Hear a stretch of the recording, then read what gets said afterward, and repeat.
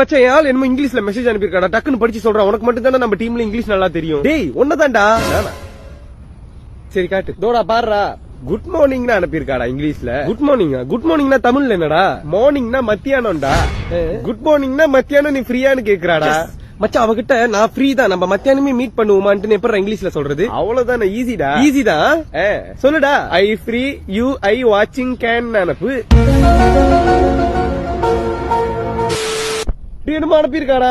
What the hell are you talking? I don't understand any shit. ஷிட்னா கக்கா தானே, மத்ததுல என்னடா? இல்ல மச்சான், அவ சொல்றா அவளுக்கும் உன்ன மீட் பண்ணணும்னு தான் ஆசையா இருக்கா, ஆனா அவனால முடியலையே, ஏன்னா அவளுக்கு கக்கா நிக்காம போய்கிட்டு இருக்கா. பரவாயில்ல, கக்கா பிரச்சனை எல்லாம் முடிஞ்சதுக்கு அப்புறமா நம்ம மீட் பண்ணிப்போம், ஒரு அவசரமும் இல்லன்னு சொல்லி இங்கிலீஷ்ல சொல்லு மச்சான். You shit, I wait, we meet அனுப்பி விடு மச்சான். இது என்னடா? அவளுக்கு கூட பேச பிடிக்கலையா, பார்வை சரியில்லையா, அதனால எதுவும் மெசேஜ் எதுவும் அனுப்பாத, நான் போறேன், வேலைக்கு போறேன். டேய் இந்த 3 எழுத்துல எவ்வளவு பெரிய அர்த்தமாடா? அது அவ சுருக்கி சொல்றாடா. அதுவும் நான் அவளை மீட் பண்ணதே இல்லடா, அவ எப்படா என் பார்வை சரியில்லைன்றா? அதான் பாரு, எனக்கு என்னமோ டவுட்டா இருக்குமா. உனக்கு உண்மையாவே இங்கிலீஷ் தெரியுமா? டேய் தெரியும், உண்மையா சொல்றா. தெரியும்டா. பொய் தானே சொல்ற? அதான் தெரியுதுல, பொய் சொல்றேன். அப்ப என்ன புண்ணாக்குறா என்கிட்ட கேள்வி கேட்ட?